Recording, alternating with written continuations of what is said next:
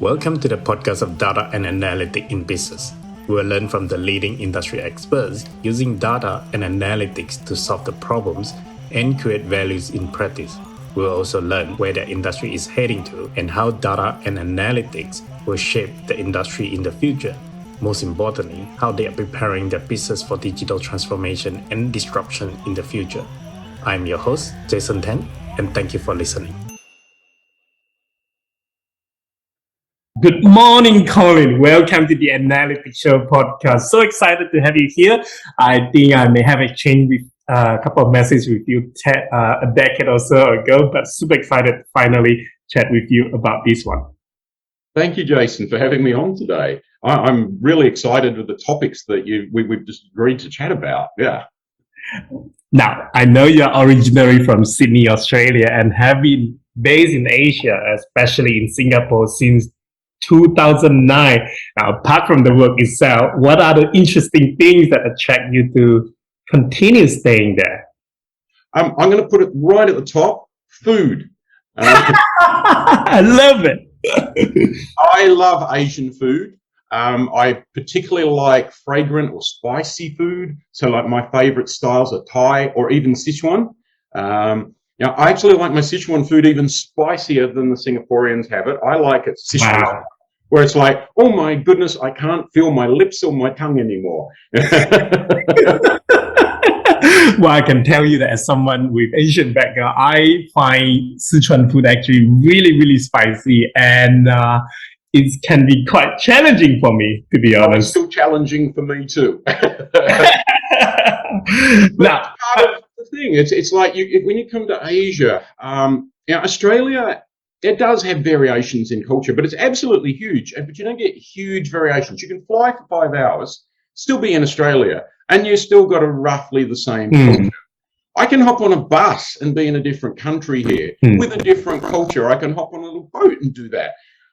What I love about Asia is the variety, how dynamic it is, all the different things that you can experience. There's so much energy here. There's so much opportunity here. That was what really brought me up here. I was getting a bit bored with Australia. In my low threshold of boredom. And it's like, I want to experience new things. I want to experience more variety. And then last but not least, I met my wife here in Singapore. So I better mention her. She's obviously a reason why I'm here. I suppose she has been very supportive for you to make that move in staying there. She loves Singapore. She's not actually Singaporean. She's Bruneian Chinese, but she's been living here for maybe 15 or so years now. And it really is her favorite place in the world. I can imagine. It's one of my favorite stopover whenever I go back to visit my family friend. Now, what advice would you share with someone who is interested to move to or work in the Asia region? My top advice is hang around with the locals. Don't be one of those expats that hangs around with expats, goes to an expat club, that sort of thing. You're just losing all the vibrancy, all the opportunity. Particularly if you're going to move to Singapore, the locals are really lovely people. It's great to hang around in a culture where people actually have a sense of community, of doing the right thing by others.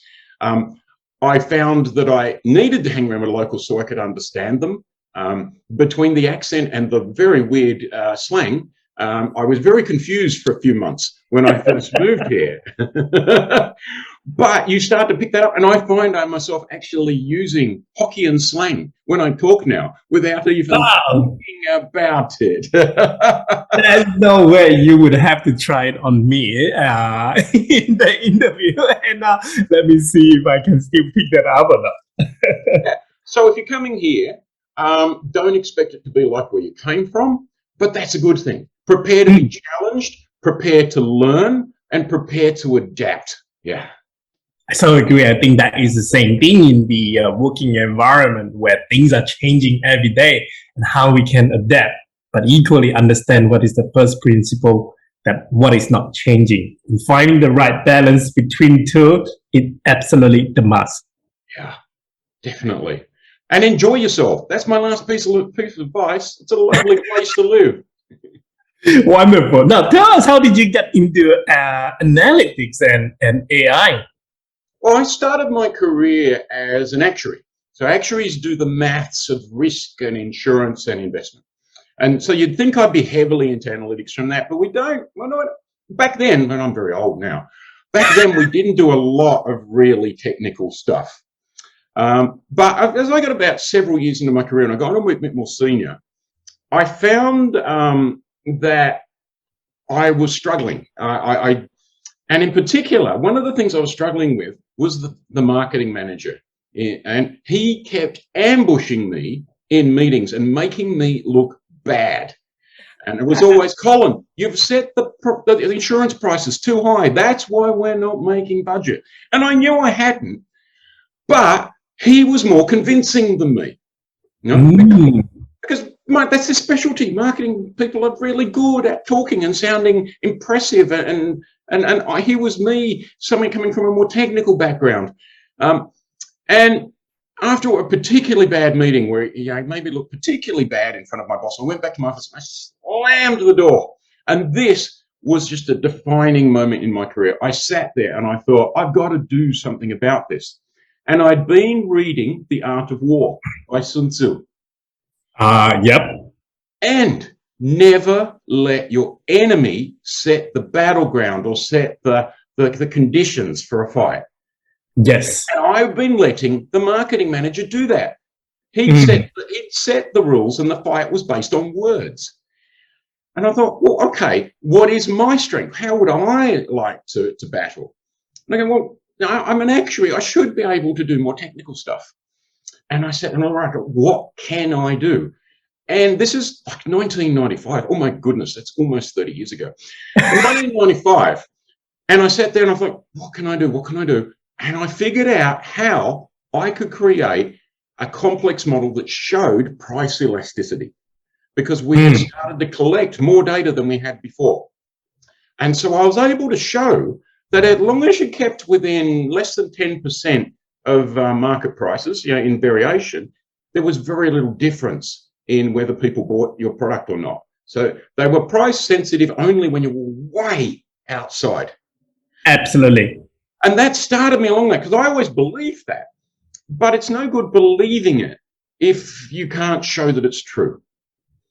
And so then I turned up to the next meeting when he says, oh, your prices are too high. And I go, well, I just have to say, here's a new report I've done. And I've done it. And here's all the analysis. But I'm going, yeah, but is there something wrong with my analysis? Can you show me the mathematical errors? And so then finally, I've set the battleground, which was, let's bring facts into the decision making. Let's stop it being about who can talk the biggest and who can sound the most convincing, and how can we just make better data-driven decisions?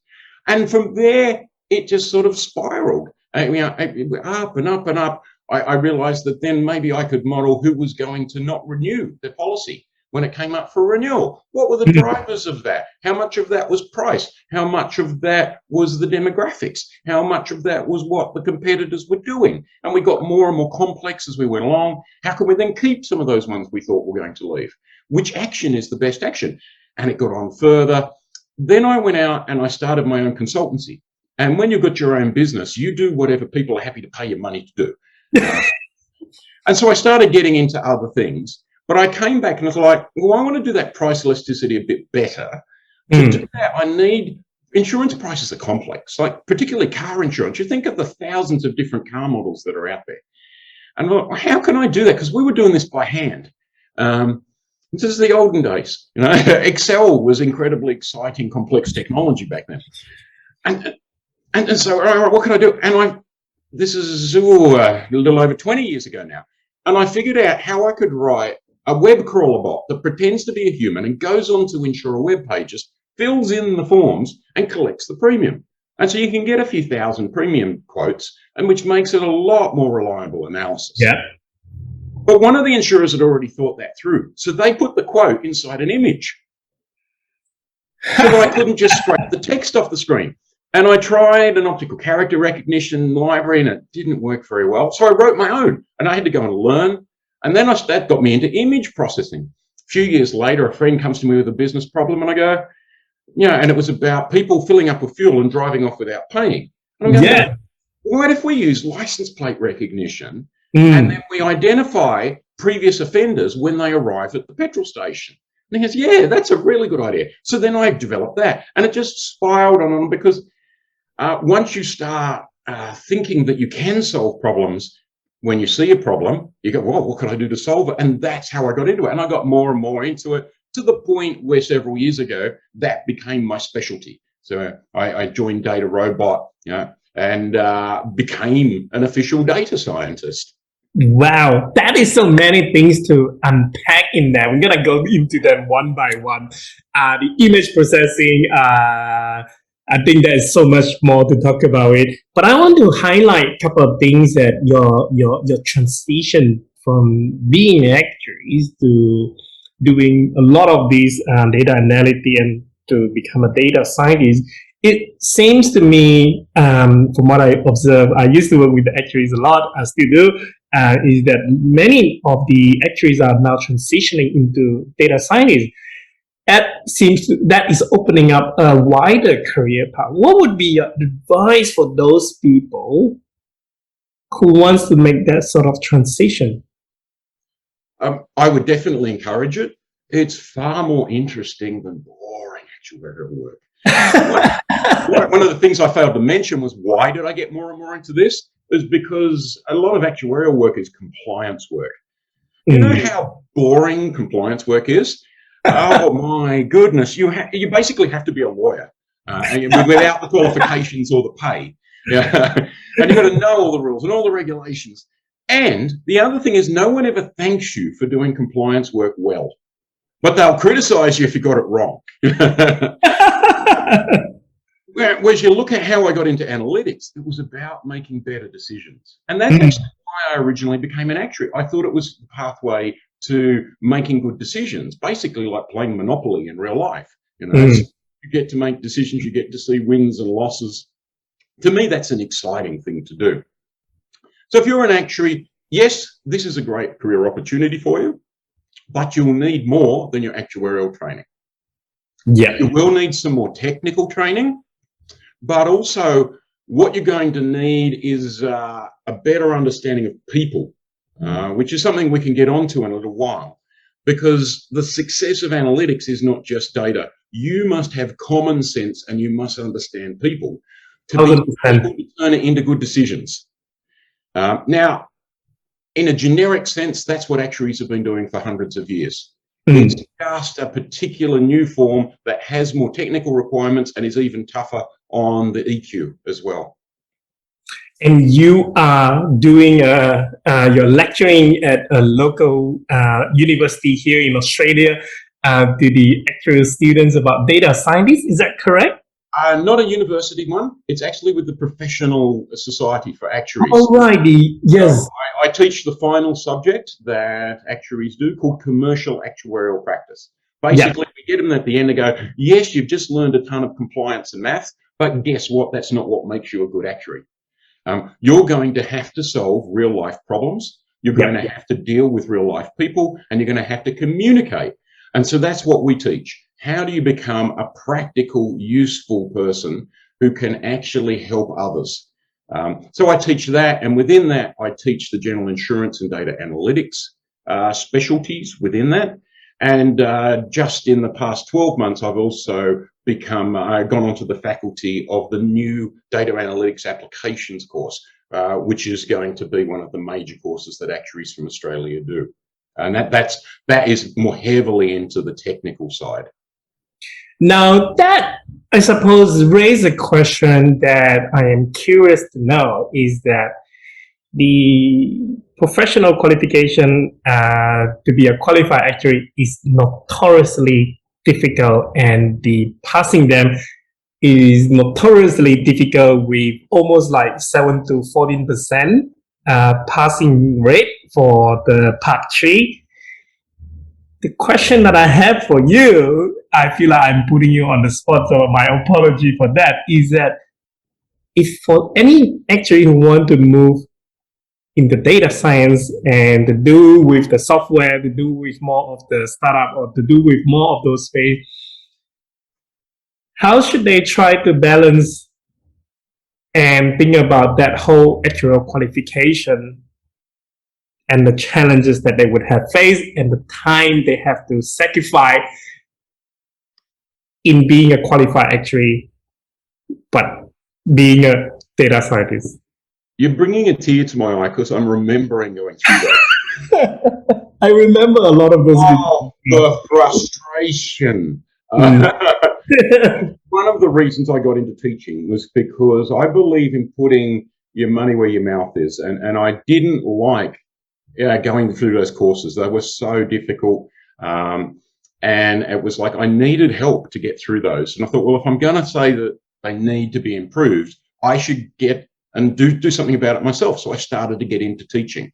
Now, there's different levels. When I went through, there was only, you could be what they call a fellow, which is completely qualified, or nothing. That was all there was. There's another level in between now. You can call yourself an actuary when you're at what used to be called associate level. And if you're going to go into a non-traditional career, I think that's the right level to go to, and not keep banging your head against a brick wall on stuff you're not going to use. If you want to get into data analytics, go partway through those exams in actuarial, but then go and get some other education. Learn some more technical work. I went back, how many years? Oh, gee, 13 years ago, and did a master's degree in applied statistics because I realized that I could self-teach myself so much, and I have learned a lot self-taught, but I don't know what the gaps are by definition in my knowledge. So I went and did that. There are now some really good data science courses out there, and that can give you a head start as well, because one of the things you've got to do is convince employers that you know enough to start adding value very quickly. You could also take the path that I took, which is just start doing data analytics to enhance your normal job. And that makes sense because you already understand your normal job. You've already got that context-specific knowledge. And so start to figure out where you could use it to enhance what you're already doing. And that's a more natural way because our brains work by connecting new ideas to existing ideas. And if it's something you're already doing, that's a really strong connection and it makes it a lot easier to learn.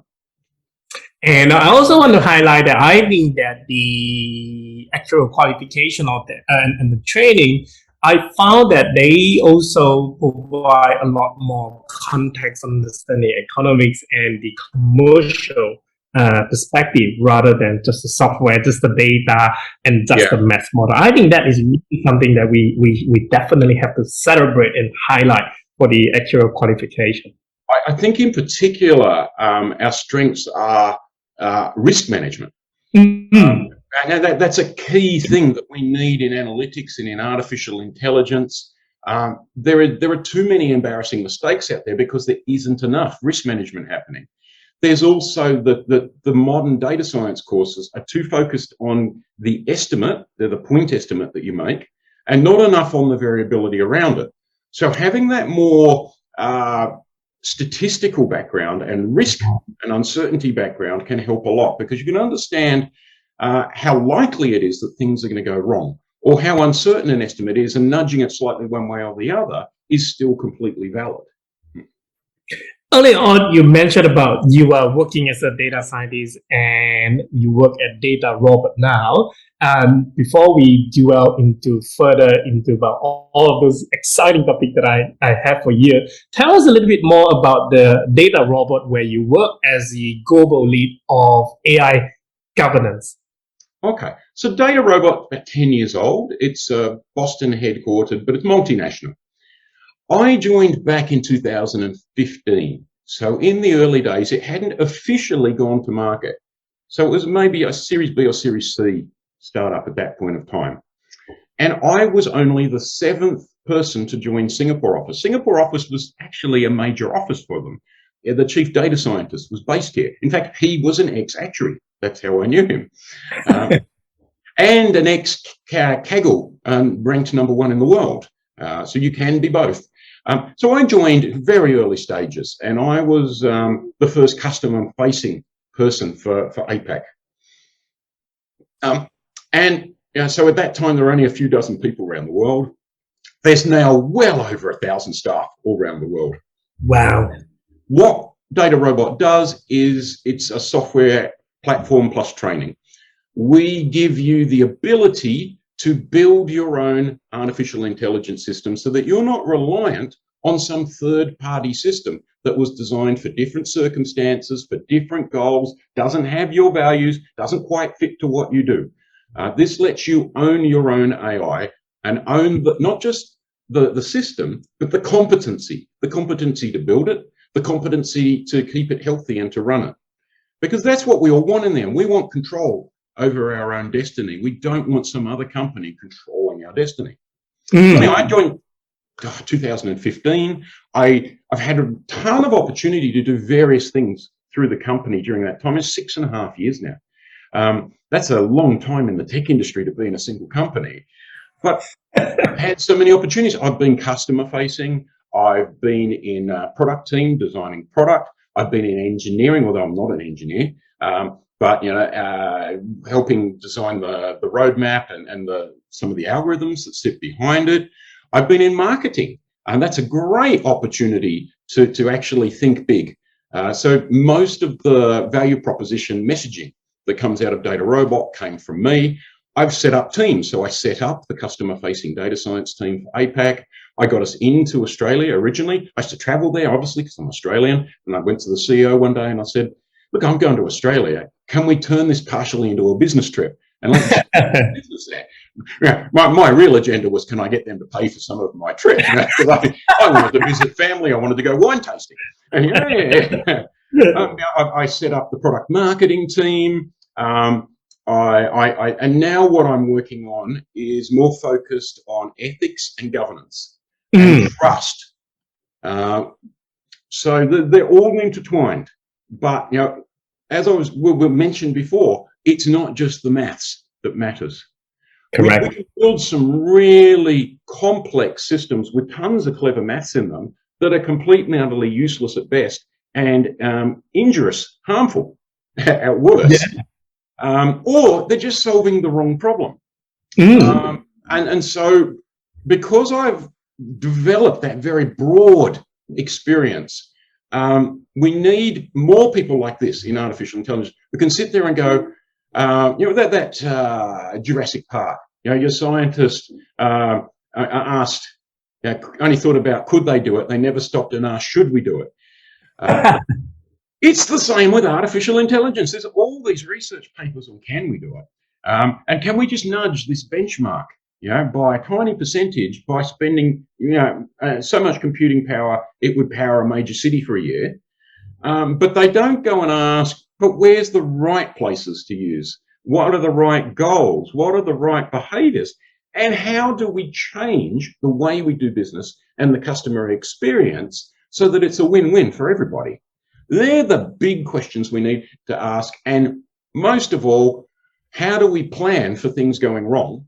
Because nothing's perfect. The people aren't perfect. The systems aren't perfect. Let's start planning and make sure that we don't let things get too bad when they do go bad, because everything does.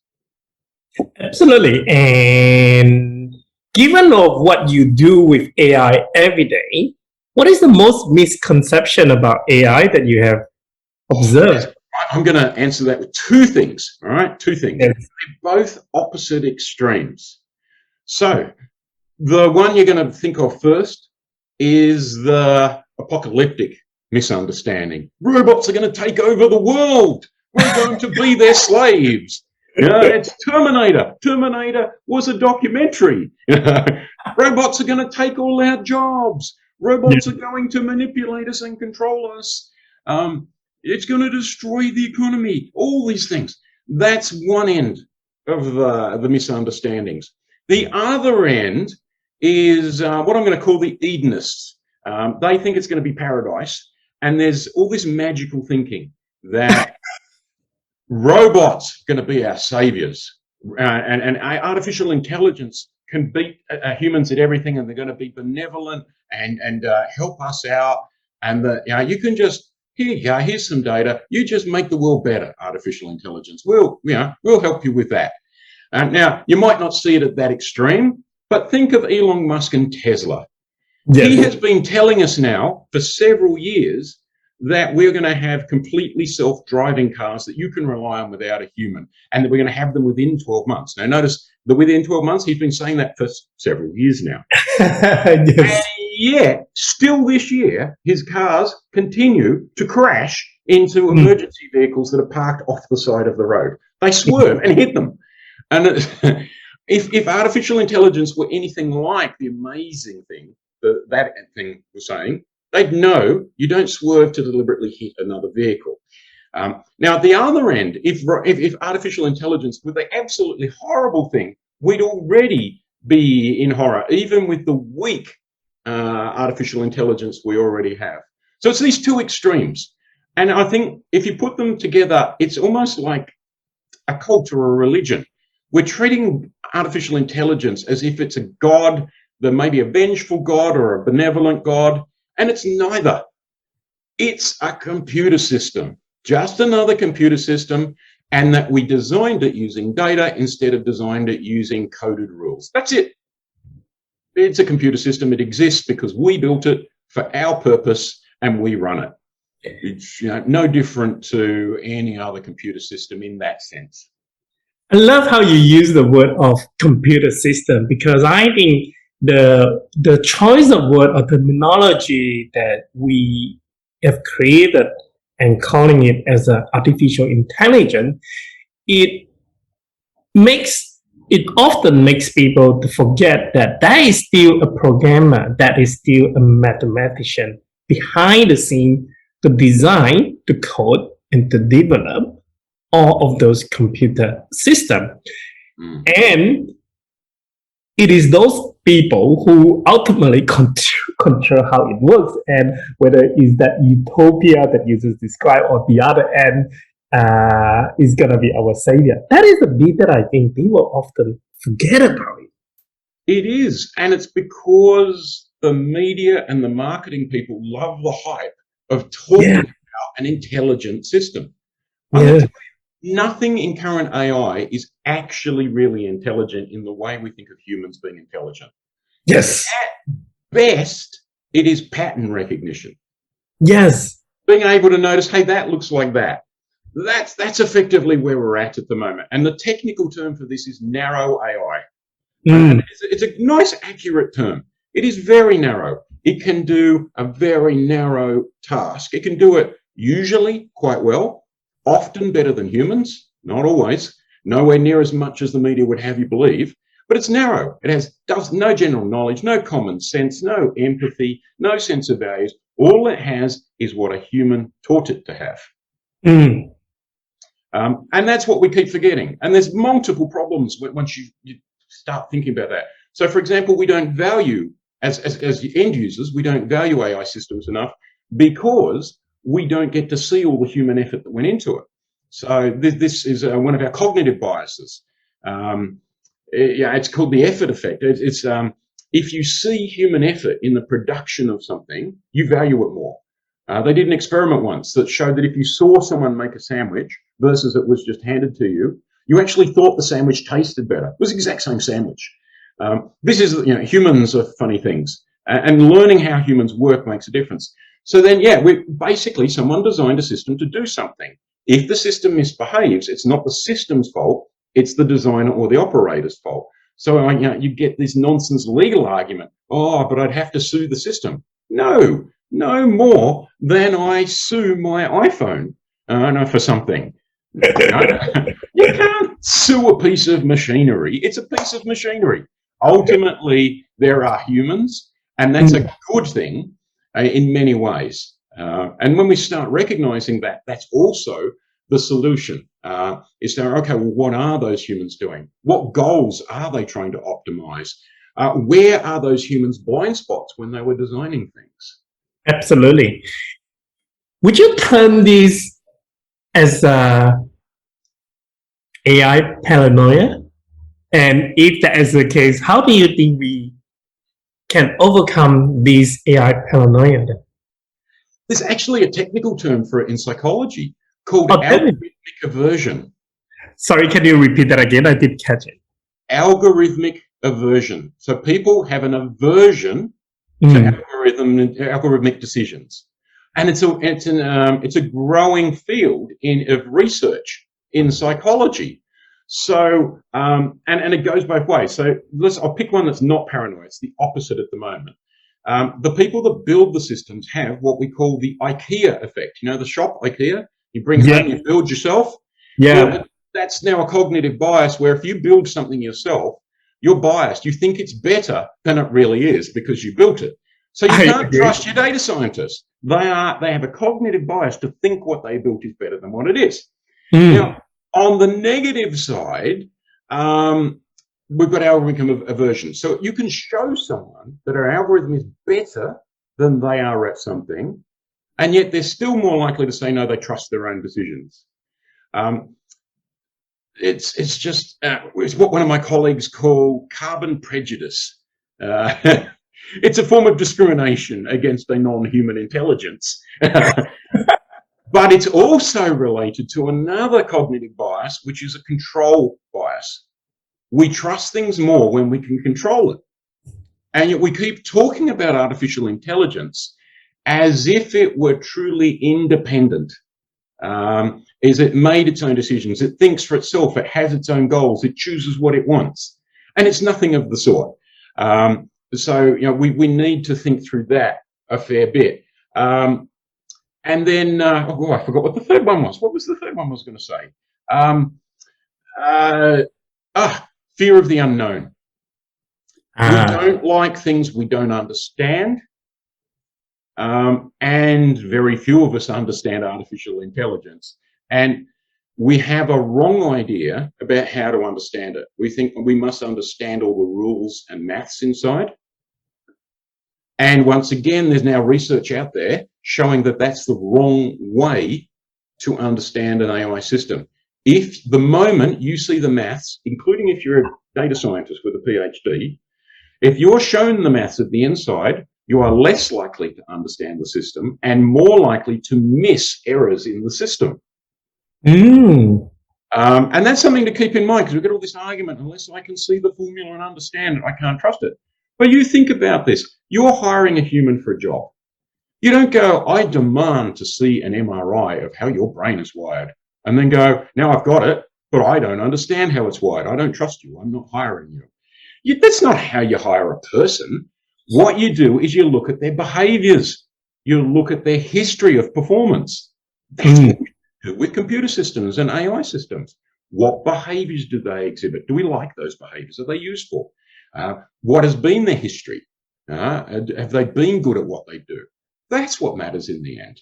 If you hop on a bus, you don't go, wait a sec, I'm not hopping on until I've seen a full mechanical engineering diagram of the bus, and I see the full history of the bus driver, and I get all these medical records. You don't do that. You have a basic idea of how buses work and how bus drivers work. And you go, yeah, I understand there's a set of rules that they have to comply with. They've got a set of behaviors. I know what to expect. And that's it in the end. The solution to this is to know what to expect, not to delve into the unnecessary details.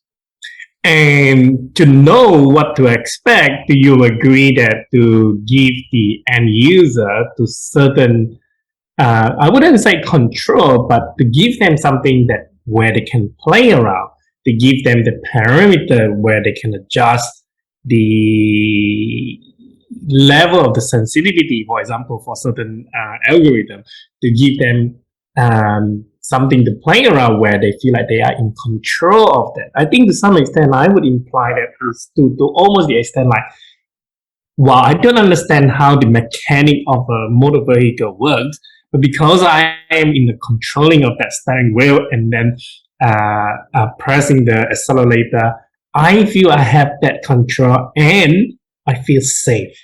Yes. So there's a few things to unpack out of what you said. So let's start with the control part.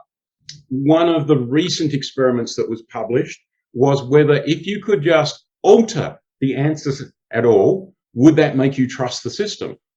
The answer is yes. Now, what was surprising that came out of that research is you can narrowly limit how much they can nudge the answer.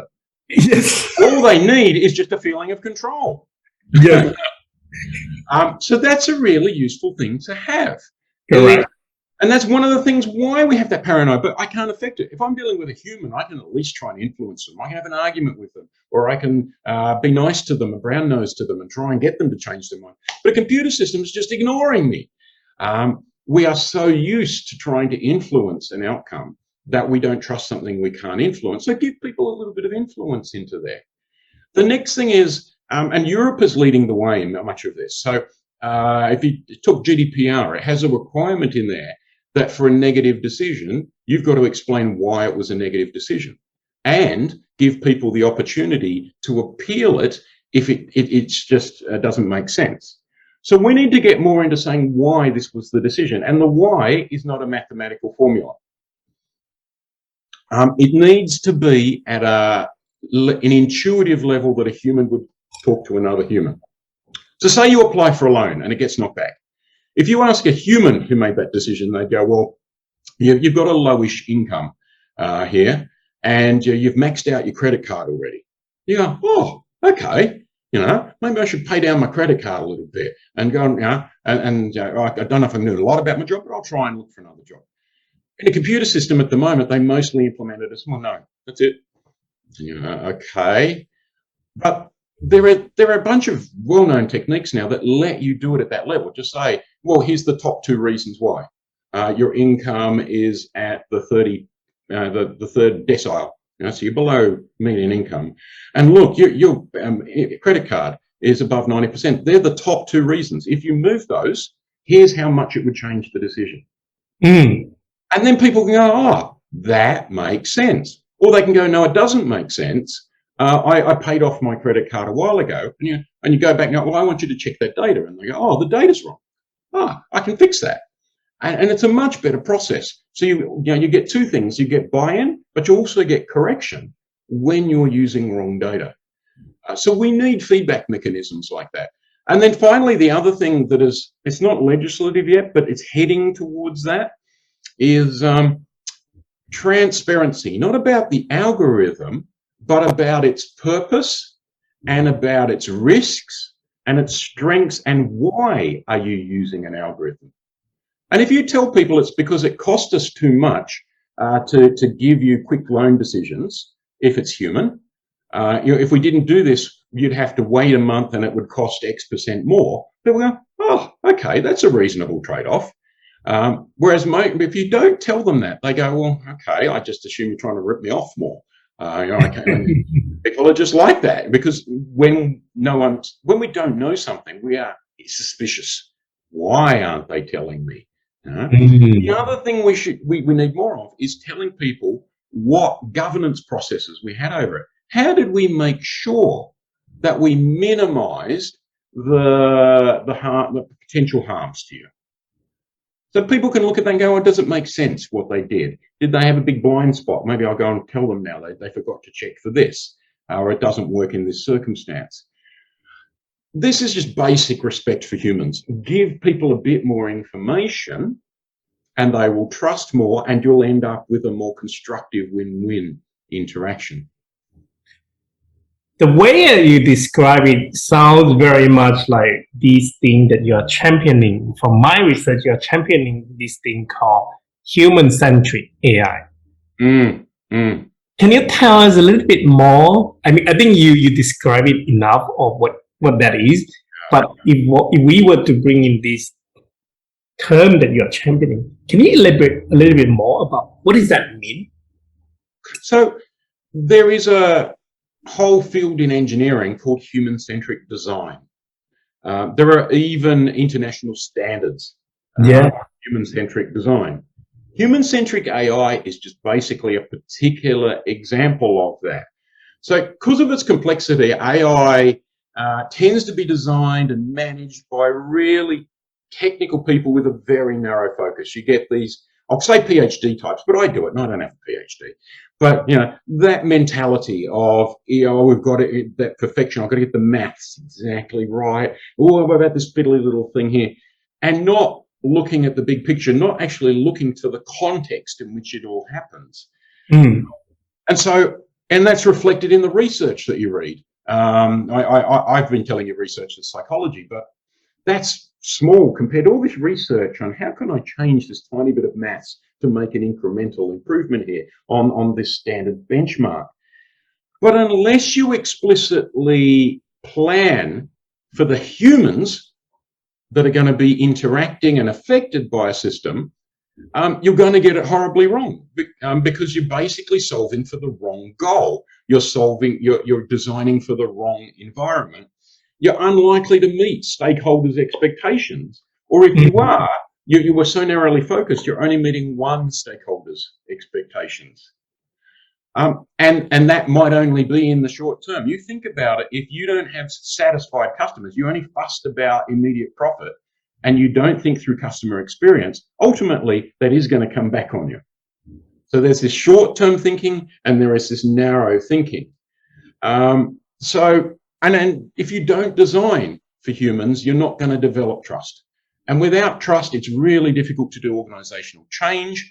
It's really difficult to build your brand value. It's really difficult to keep customers.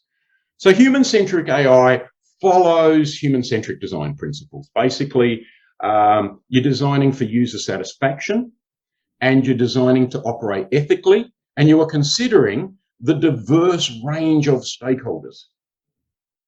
And part of what you then have to do is balance out the wants and needs of the stakeholders, because you can't make everyone happy. It's just not possible. But at least you're thinking through how you balance these things out and what the consequences are. So you address human values. You try and protect humans from harm. And more than just protect from harm, you try to augment. How are you making things better? So that lone one, I'm making it better because you can now apply in less than 5 minutes and have an instant answer. Less paperwork, less uncertainty. Oh, and it's cheaper. Oh, yeah, that's augmenting my life. You want to interact with them in a way that allows for human factors. If you don't understand how humans behave, you're going to design the wrong UI and the wrong customer experience. Absolutely. You've got to allow for human behaviors, humans' emotions, and human irrationality.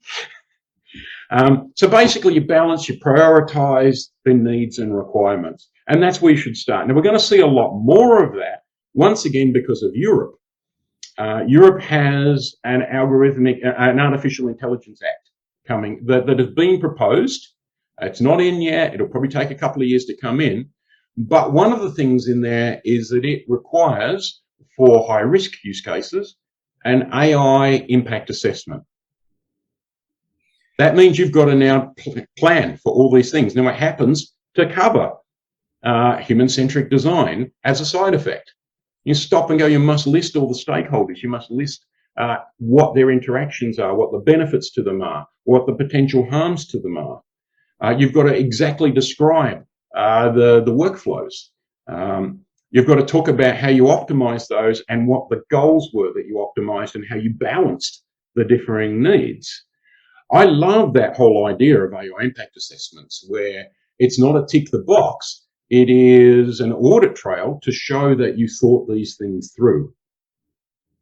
Absolutely. One of the things that I found fascinating from what you just described is this whole new discipline of product design and product management. And I think product design and product management is a discipline that truly well developed in the software engineer, especially in the Silicon Valley.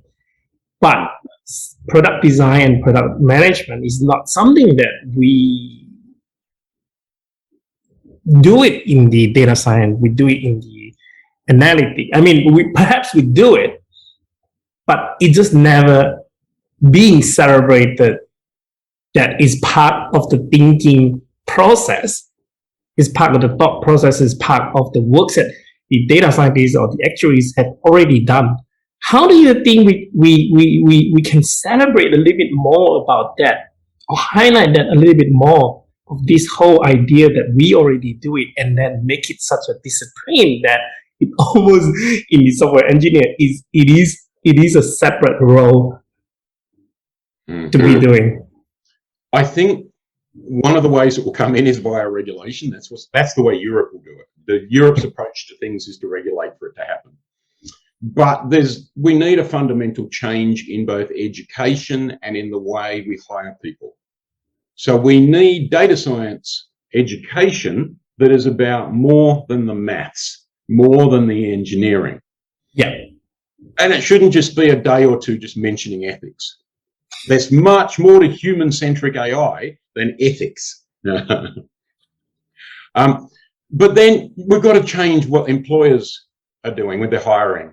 I posted on LinkedIn a few days back about I've been looking at these chief technology officer roles and the job descriptions, and it's like, why do you keep looking for a detailed engineer to be a CTO?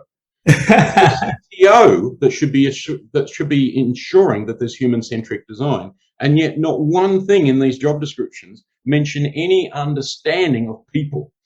They're all about, do you know these languages? Do you know this particular architecture? Have you got this technical certification? That's not what a CTO does. A CTO is there for strategy, for big picture, to make sure you're solving the right problems, to think ahead, to make sure that you've got the right governance over things. We need employers to start hiring people for the right skills. And that's what we're going to fix.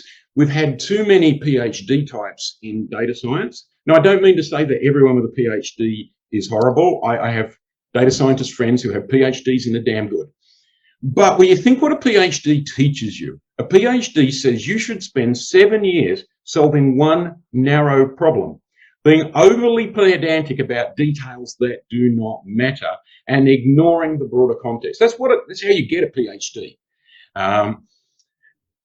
And you think about real life, it's the exact opposite. No, you do not have 7 years to develop to give us some business results here. No, you can't just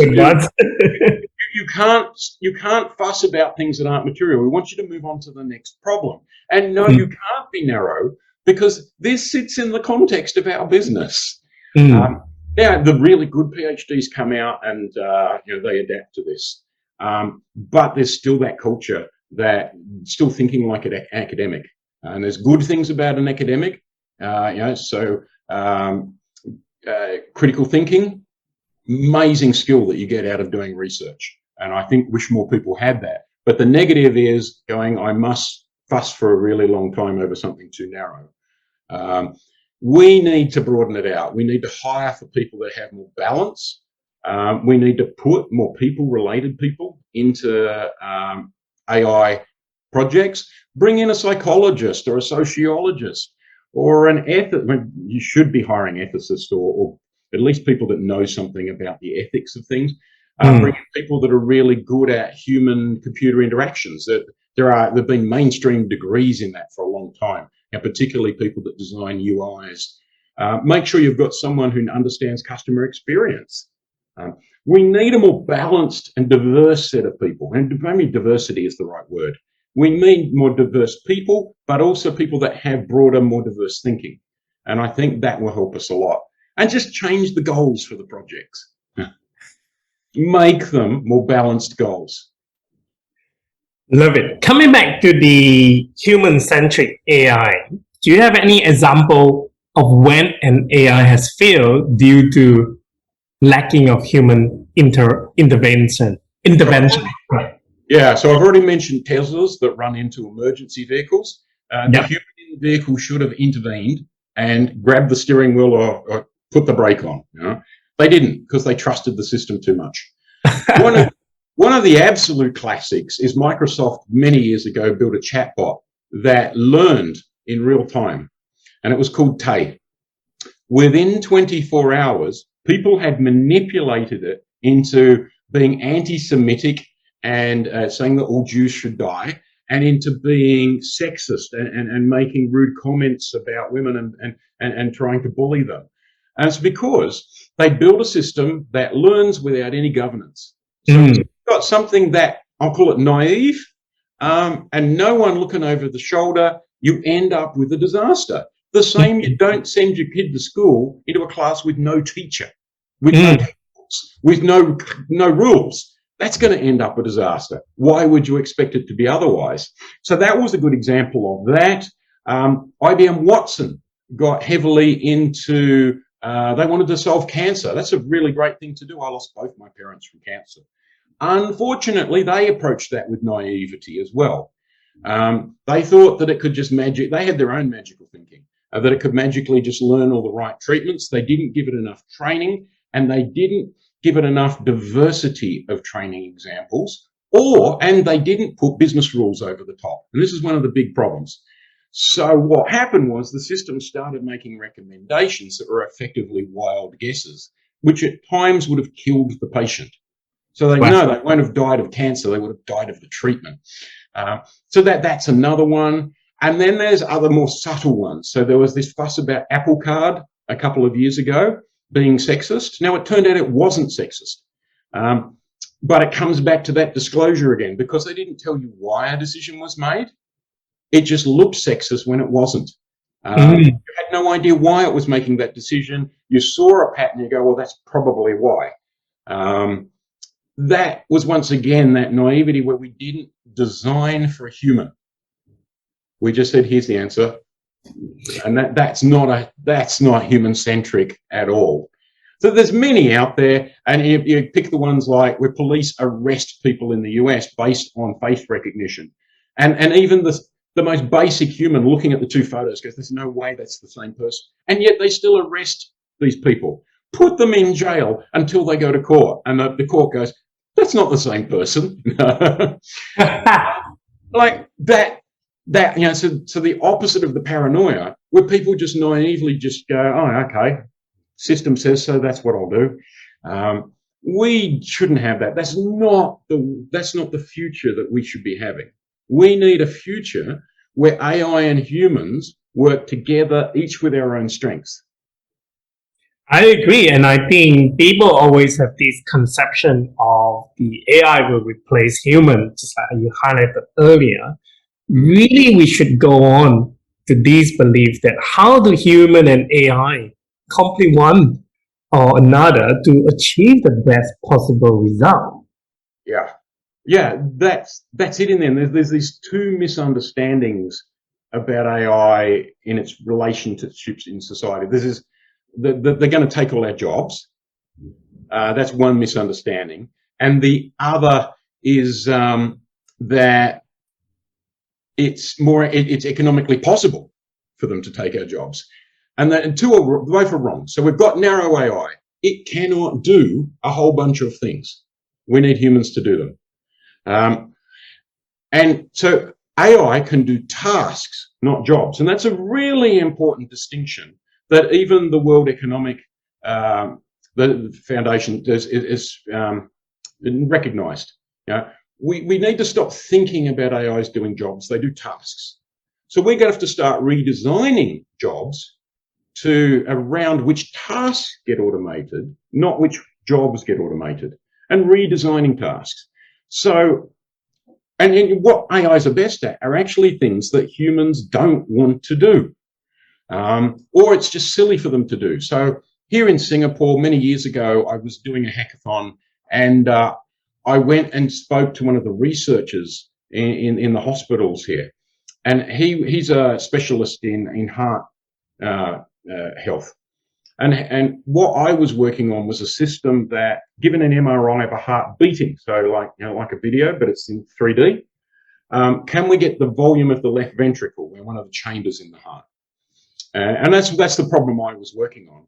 And I was chatting to him about it, and he says they have these heart specialists. It takes 10 years to train up a heart specialist. Incredibly talented people with very expensive training. These people get these MRI printouts and literally draw and calculate for half an hour to get that measurement. What a waste of a heart specialist's time. And so he was like really excited that I was building something that could just automate that. You just put it through, oh, there you go. A few seconds later, now the heart specialist can go and be a heart specialist and be a human. Because if you read the research in medicine, one of the key things for a patient to get better is human interaction. We need to free up these people so that they can be better doctors. So that's an example of that. We are automating a task, not the job. That's one thing. So the other bit is the economics, and people just don't understand economics. It turns out it's just people have blind spots about economics. So we've known for hundreds of years the principle of comparative advantage. It was developed to understand why nations trade with each other, even if one nation is better than the other at everything. Why do they still trade? If they were better, why would they want to trade? And it turns out it's actually more economically efficient to work on what you are comparatively better at. You don't even have to have an absolute advantage. So that weaker one might be comparatively better. It must be comparatively better at something because there's an average and things sit around an average. And so it's better for them to specialize in that and free up the other country to do more of what it's even better at. Now, it's the same here with AI and humans. We are both, in this economic sense, resources for creating value. Let the AIs do what they're best at. Let the humans do what they're best at. And you end up with a total that is more than the sum as if you didn't do that. So it's not a zero-sum game. The total can be better by doing this. And it turns out that the things AI is better at and more economically efficient at are the things humans don't want to do. Yes, those repetitive stuff. A 5-year-old, what do you want to do when you grow up? I want to be a pilot. I want to drive an ambulance. No one says, I want to do paperwork for a bank. I want to rubber stamp loan applications. No kid in the history of the universe has ever said that. People want to do human things. It's much more fulfilling. We want to be creative. We want to interact with other humans. They're the sorts of things that we want to do, that we feel more fulfillment from. And that's why I'm actually positive in the end about an AI-driven future, because those two extremes can't work. The positive extreme can't work because the technology won't allow it, and the negative extreme won't work because the economics won't allow it. Love it. Now, to wrap this up, do you have any advice for those looking to implement more human-centric AI into their businesses? Yeah, so start right at the beginning. Stop and think through what your goals are. And I've dealt with too many companies now to think that is stating the obvious. Too many companies skip that over. There's too much of the tail wagging the dog. We must have AI. It is wrong goal. We must replace humans. Wrong goal. It's got to be something about we want to improve the customer experience. We want to make less errors. We want to improve the product. We want to be able to do something we could never do before, make something available we could never do before. We want to be able to scale. We don't have the resources to do it manually. They're the right goals. And you notice they're all business and people-related goals. None of them are about the technology. The technology is just a possible tool. So start with the right goals. Then choose the right use cases, and then get into stakeholder analysis. If possible, get stakeholders involved, because you're going to have blind spots. We don't understand other people as much as we think we do. We will have blind spots. That loan one, for example, we worry a lot about when we say no to people for loans. And yet we don't worry enough about when we said yes to someone for a loan that they ultimately won't be able to afford, and we've just destroyed their credit rating and their finances. We don't worry about the person that can't speak English and therefore can't fill in the form. We don't worry about the blind person who can't even see the form. We need to, but if you've got the stakeholders in, they stay up. They go, oh hell, yeah, we've got to do something about that. They're the things you've got to do. So you've got to get more diversity, and you've got to stop and get the goals right. If you get the goals right and you get the right people, things will flow from there. So agree. With all of those said, especially the stakeholder, I think getting the frontline people to be involved is absolutely important. And also talk to those people more rather than just sitting in front of the computer and look at all the maths formula. Yeah, so talk to the employees too. I bet they know when something won't work as a new process. Exactly.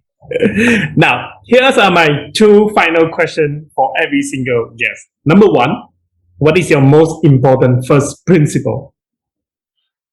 Feynman, a very famous physicist, he said the easiest person to fool is yourself.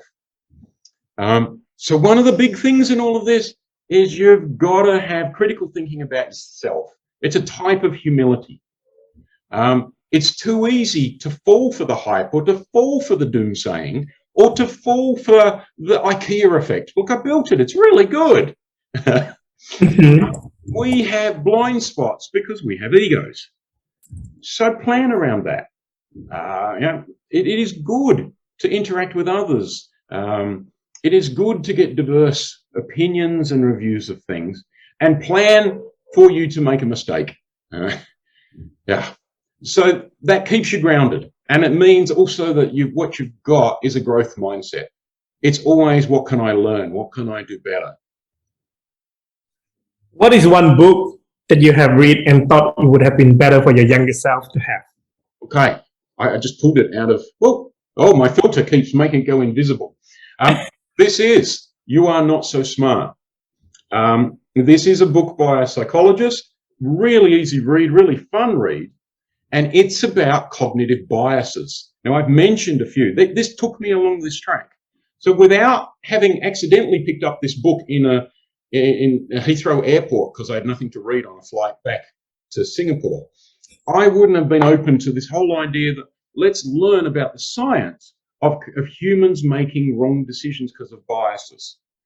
And I wouldn't have then realized how most of these problems occur in AI projects and what the solutions are.